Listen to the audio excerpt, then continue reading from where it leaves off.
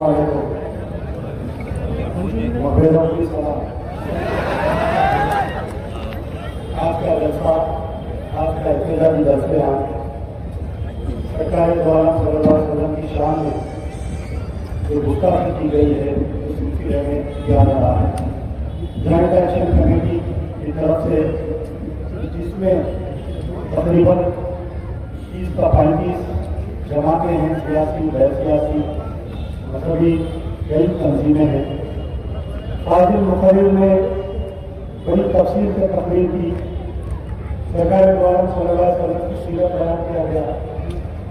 मैं इससे हटकर जो हालात पेश आ रहे हैं हिंदुस्तान में उस पर एक 5 मिनट गुफ्तगू करूंगा, क्योंकि मुखर्रिर बहुत है। अगर किसी को तकरीर का मौका नहीं मिला तो ये मत समझिए कि कुछ फील मत करिए, क्योंकि हमारा यहाँ पर प्रेजेंस होना, यहाँ हमारी मौजूदगी, ये बहुत बड़ी बात है। हम खुशकिस्मत है कि अल्लाह ताला ने हमको ये मौका दिया कि सरकार की शान में जो गुस्ताखी की है उसके खिलाफ की आवाज़ उठाने के लिए हमारी यहाँ मौजूदगी बहुत बड़ी बात है हमारे लिए।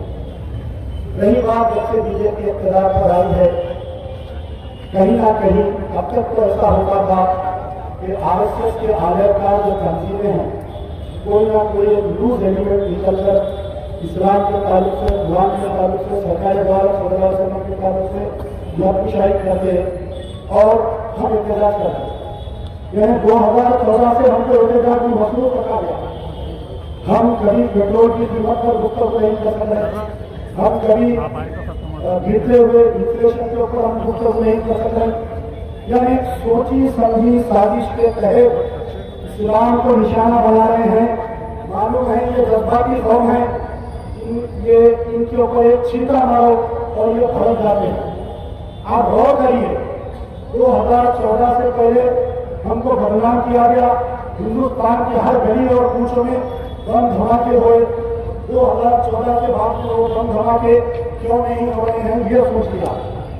2014 से जहाँ कोई भी मसला आता, इंटरनेशनल मीडिया में हो या लोकल मीडिया में हो, अगर कोई थप्पड़ मारता है तो उसको दहशतगर्द कहा जाता है।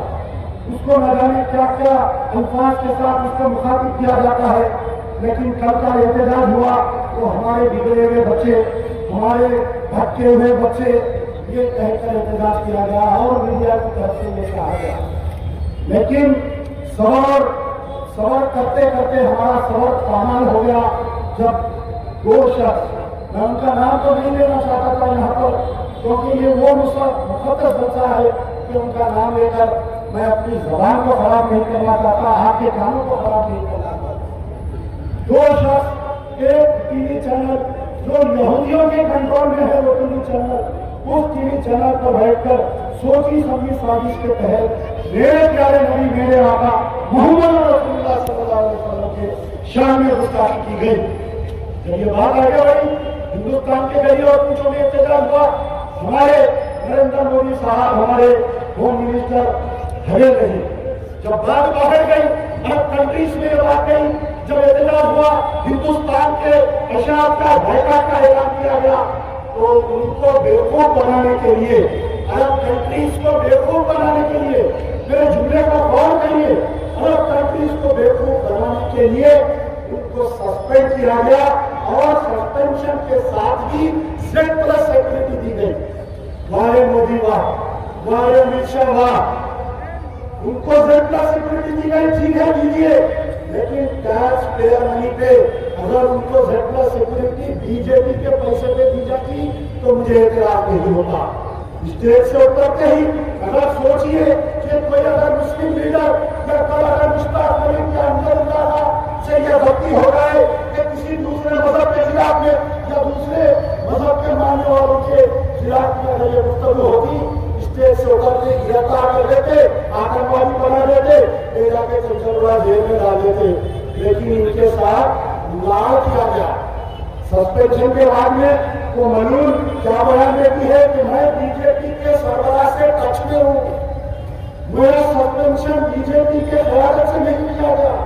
ये सिर्फ और सिर्फ तो हमारा मुकाबला नहीं है, ये हमारा मुकाबला नहीं है कि हिंदुस्तान का के लिए भी है, हिंदुस्तान का कानून हमदर्द का काम के लिए भी है, और इसको गिरफ्तार करना चाहिए। ये जलसा हैदराबाद में हो रहा है, लेकिन इसकी आवाज दिल्ली तक जानी चाहिए। लोग ये समझ रहे हैं कि हम जब मिलियन मार्च का ऐलान किए थे, सारे दिन को नजरबंद कर दिया गया, पुलिस वाले जाकर मुस्ताकिम को नजरबंद कर दिए। हम मिलियन मार्च से अभी विड्रॉ नहीं हुए हैं। याद रखिए, आने वाले दिनों में मिलियन मार्च का फिर से ऐलान किया जाएगा इंशाअल्लाह। जब तक के मजलूम को गिरफ्तार नहीं किया जाएगा, जब तक ये मजलूम को बैठने वाले नहीं है। हैदराबाद हिंदुस्तान के मुसलमानों का पाप तक है। हैदराबाद से जो इंतजार होगा पूरे हिंदुस्तान में बढ़ेगा। याद रखिए, आपको खामोश नहीं रहना। किसी का स्टेज देखकर, किसी की मेज देखकर, किसी की कुर्सी देखकर डरने वाले नहीं हैं। हम अगर हुजूर पाक सल्लल्लाहु अलैहि वसल्लम के लिए जान लुटाने पर आ जाएंगे तो फिर आप अपने तरकश के तीर जमा करते हुए थक जाएंगे। लेकिन मुसलमानों के सीने अल्लाह की कसम हुजूर की मोहब्बत में, हुजूर की मोहब्बत में, हुजूर की मोहब्बत में अपने सीनों पर तीर लेने से गुरेज नहीं करेंगे।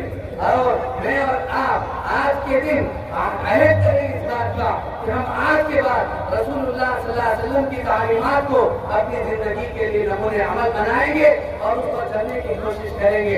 अस्सलामु अलैकुम व रहमतुल्लाहि व बरकातहू। वो तो होते हो, लेकिन हमने अल्लाह के फजल से हमारी तारीफ है, किसी भी माबूदा ने बातिल को कभी भी कोई बुरा नहीं कहे और न कहेंगे इंशाअल्लाह। ये और बात है, किसी से मिलकर मैच करके कवर के अंदाजे सबको मालूम होता। भाइयों, ये मजमा वो है कि प्यारी थी मुझे जान तो कातिल थे हजारों, प्यारी थी मुझे जान तो कातिल थे हजारों, अब शौक शहादत है तो कातिल नहीं मिलता। भाइयों, अल्लाह के रसूल सल्लल्लाहु अलैहि वसल्लम की शान में गुस्ताखी अल्लाह भी बर्दाश्त नहीं करता। इसीलिए अल्लाह ताला का इरशाद है, इतना शानियत हुआ रखता, बेशक तुम्हारा दुश्मन ही जलील होगा। मेरे भाइयों, आप तमाम से गुजारिश है, मौजूदा हालात में जज्बात में आने की जरूरत नहीं है। तमाम लोगों की तरफ से ऐलान हो रहे हैं, मुस्लिम पर्सनल बोर्ड की जानिब से ऐलान हो रहा है कि कोई भी मुसलमान स्कॉलर के नाम पे और आलिम के नाम पे डिबेट में हिस्सा न ले। हमारे लोगों के वहाँ 5,000 रुपये खुला वरिष्ठ का लिया जाने 5,000 रुपये में। आपको मालूम है, तमाम जो मुसलमानों से हमदर्दी रखने वाले सेक्युलर हिंदू भाई वो हमारी जंग लड़ रहे हैं, हर जगह लड़ रहे हैं। उन लोगों को हमारे साथ हम साथ लेकर चलना है। इंटरनेशनल लेवल पे इशू बहुत बड़ा हुआ है, लेकिन मैं 2-3 बातें बता के मेरी स्पीच को मैं खत्म करता हूँ। पहली बात तो ये है, नुपुर शर्मा ने जो स्टेटमेंट दिया, नवीन जिंदाल उसको जो सपोर्ट किया, ऐसे बहुत सारे स्टेटमेंट दिए हैं। सिर्फ नुपुर शर्मा और जिंदाल ही नहीं, आरएसएस और बीजेपी के लोग ये स्टेटमेंट देते रहे और आने वाले समय में देने की संभावना है। लेकिन मैं आपको एक चीज बताना चाहता हूँ कि वो हमेशा मुसलमान के ऊपर तीर चला। हमेशा देश में कुछ भी होता है तो आरएसएस बीजेपी के जो ब्राह्मण हैं वो लोग मुसलमान को टारगेट करते हैं, तीर मुसलमान पे चलाते हैं, लेकिन निशाना मुसलमान नहीं है, निशाना एससी, एसटी, ओबीसी जो लोग हिंदू में मजलूम है, गुलाम है, उनको परमानेंट हिंदू बनाए रखने के लिए वो हमेशा तीर मुसलमान पे चलाते। तो ये भी जो समस्या है ये मुसलमानों की कम समस्या है, ये एससी, एसटी, बीसी को हिंदू बनाए रखने के लिए, क्योंकि ये वोट बैंक पॉलिटिक्स है। इन्होंने जो स्टेटमेंट दिया, इसके वजह से पूरे देश में ये जो डिबेट कर रहे हैं, पॉलिटिक्स कर रहे हैं रिलीजन के नाम से, 25 जून को भारत बंद कर रहे हैं। इसका मैं अपील करना चाहता हूँ हमारे सारे लीडर साहब लोगों से कि हमको सपोर्ट करें और भारत बंद इंशाल्लाह सक्सेसफुल करके रहेंगे। Thank you very much. कि हमारे बच्चे हैं, हम समझाने को समझ जाएंगे, लेकिन एक हफ्ता पहले इन पुलिस वालों को क्या हो गया था जो घर पर बुलडोजर लेकर आ गए थे। ये तमाम चीजें आपके सामने मौजूद है और हुकूमत से हमारा मुतालबा है कि जो चीज अगर अदालत में हो उस चीज पर डिबेट किस बात क्या आता है। वहाँ मुख्तलिफ चैनलों के ऊपर जो बड़ी मीडिया है एक इस्लामिक स्कॉल उठाते हैं और एक वहां से लेकर आते हैं और दोनों में डिबेट होता है और ऐसा मालूम होता है कि जज ही एंकर है और ये दोनों वकील हैं दोनों मजहब की तरफ से। सबसे पहले इन टीवी चैनल्स के ऊपर मजहबी डिबेट को बंद करना चाहिए और जहां तक डिबेट के अंदर है तमाम मुलाजिम यहाँ पर खुशी फरमाई भी गवाही देंगे। ऐसे स्कॉलर जो हमारे स्कॉलर होते ही नहीं है या तो किराए पर लाए जाते हैं या उनकी तरफ से मुखर किए आते हैं तुम्हें ये कहना है अगर तुम ये कहोगे तो हम ये करेंगे और फिर आज में तौहीन की जाती है मुसलमानों की और मुसलमानों की शख्सियत को होती जाती है। लेकिन इसके बावजूद भी हुकूमत खामोश है। हुकूमत के लिए कोई बड़ी बात नहीं इन चैनल के ऊपर बैन लगाना। जो हुकूमत किसी मजहब में यहाँ पर दखल दे सकती है कि सिर्फ अल्लाह बैन किया जाए जहाँ पर पाबंदी आयद की जाए, क्या वो हुकूमत इन टीवी चैनल के ऊपर इस तरह के वीडियो को बैन नहीं कर सकती? लेकिन नहीं करती। क्यों? इसलिए कि बीजेपी हुकूमत हर चीजें नहीं चाहती कि बंद हो। क्यों?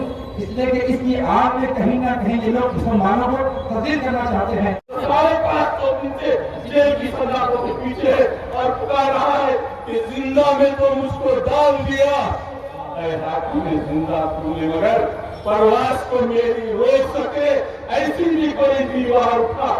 दिन की कमी नहीं है। गुलामारे रसूल में से हर एक गुलाम साहिब है। ये बात समझने की जरूरत है। हमने हालात भी सुधारे हैं।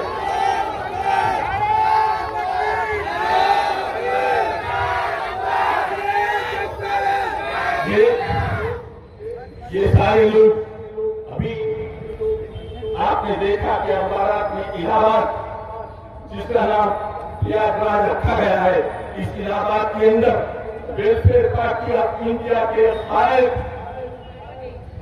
वसीम साहब के मकान को उठा लिया गया जो कि बीवी के नाम पर था।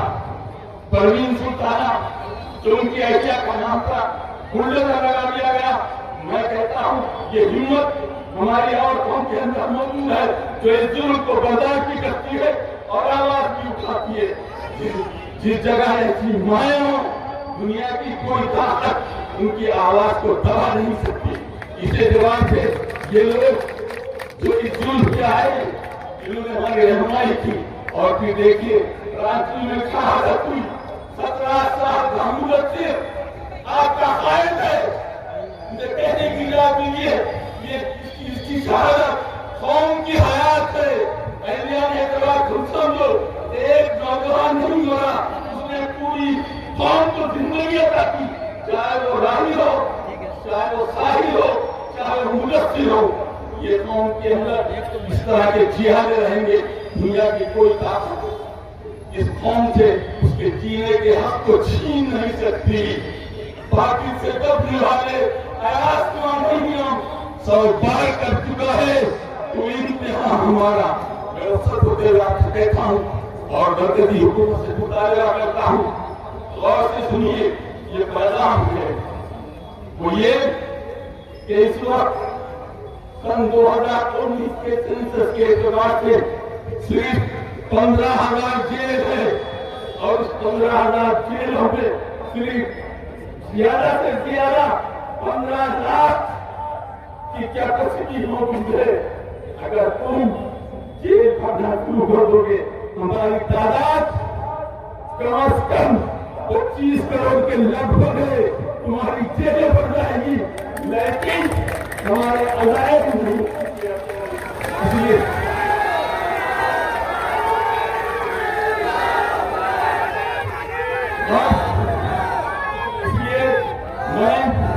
मरकज जो बैठी हुई इस हुकूमत को जिसकी नुमाइंदगी की मुख्तलिफ लोग कर मैं नाम लेना नहीं चाहता, मैं कहता हूं तुम जिंदा की दीवारें मजबूत करो और ताक़ो सलासी तैयार रखो। सुनो ये आवाज दिल्ली तक पहुंचनी चाहिए। तुम ताक़ो सलासी तैयार रखो और दारुल भी तैयार रखो। तुम अपने उखुवत खाने का दरवाजा भी मत करना। मैं फिर से पलट कर आऊंगा एक पूरी नस्ल को हैदराबाद खिलाऊंगा। तुम देख रही मोहम्मद रसूलुल्लाह वल्लज़ीन माअहु अशिद्दाउ अलल कुफ़्फ़ारि रुहमाउ बैनहुम तराहुम रुक्कान सुज्जदन यब्तगून फज़लन मिनल्लाहि ईमान सीमाहुम फी वजूहिहिम मिन असरिस सुजूद ज़ालिका मसलुहुम फित तौरात व मसलुहुम फिल इंजील सदक़ल्लाहुल अज़ीम। मैं बहरहाल आपका बड़ा शुक्रगुजार हूं कि आपने अपनी अहम जिम्मेदारी को समझा और आज बड़े मसाइल और साजिशों के बाद इस जलसे के इनेकाद की जंग हमने जीती थी और आपने बड़ा हौसला कर दिया। पुलिस काफी बेचैन है। शहर में 2 जलसे आज हैं और दारुस्सलाम का जलसा अभी जारी है। आपके पेट में ज्यादा मरोड़ होना नहीं चाहिए। मैं कोई कंपटीशन की बात नहीं कर रहा हूं। कोई होगा MP या MLA, कोई इख्तियार का चाकू भी हो सकता है। हम मोहम्मद रसूलुल्लाह के गुलाम, हम उम्मत को जोड़ने की बात करते हैं, उम्मत में इंतशार की बात हम नहीं करते। हमने कॉल दी थी मिलियन मार्च और जो इत्तलात रियासत तेलंगाना और दक्कन की रियासत के इलाकों से मुझे मिली थी, मैं नफ्स को जानता हूं लोगों की कि जो NRC और NPR में जो मिलियन मार्च हुआ था उसका भी रिकॉर्ड आशिकान मुस्तफा तोड़ दिया। तभी तो इनको हैबत हुई, परेशानी हुई और फौरी एक और एहतजाज का परमिशन हमारे परमिशन के बाद डाला गया। पुलिस के अहदेदारों ने कहा कि सियासी जमात ने परमिशन डाला, ना आपको मिलेगा ना उनको मिलेगा। मैंने कहा कि मैं सियासी जमात की बात करने नहीं आया, मैं अपने परमिशन की बात करने आया और यकीनन उनकी आंख तो खुलेगी जब हम जमाई लेंगे और अंगड़ाई लेंगे तो जमीन पर लेट जाएंगे। जो तमाशे है मैं उस पर जाना नहीं चाहता। हम गुलाम मुस्तफा हैं और याद रखें, अगर गिरफ्तारी नहीं होगी तो हिंदुस्तान की सड़कों पर हमारा खून बहेगा। तो कुछ लोगों पर गोली चलाकर ये मत समझो कि मुसलमान डर जाएगा। अज़मत मुस्तफा पर हम अपने जिस्म का आखिरी कतरा खून बहा देंगे। मोदी हुकूमत को और RSS को यह बात समझ लेनी चाहिए। हिंदुस्तान का मुसलमान कोई यतीम और यसीर नहीं। हिंदुस्तान का मुसलमान कोई कमजोर और लाचार भी नहीं। हिंदुस्तान का मुसलमान इस मुल्क में अपनी 700 साला तारीख रखता। ये माफीनामा देने वाले बेतहारती एक पाक और मुतहर गुरों का मुकाबला नहीं कर सकते। ये बात को समझिएगा। मुंह लटकाकर हालात का तबसरा करना छोड़िए। आपको इस मुल्क में जमहूरियत, दस्तूर और कानून इस मुल्क में अभी बाकी है और जमहूरियत के तहत आप अपने हक की लड़ाई के लिए सड़कों पर आना पड़ेगा।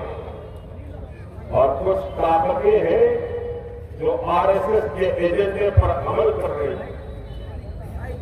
वो लोग जो RSS और भारतीय जनता पार्टी की मुखालिफत करते हैं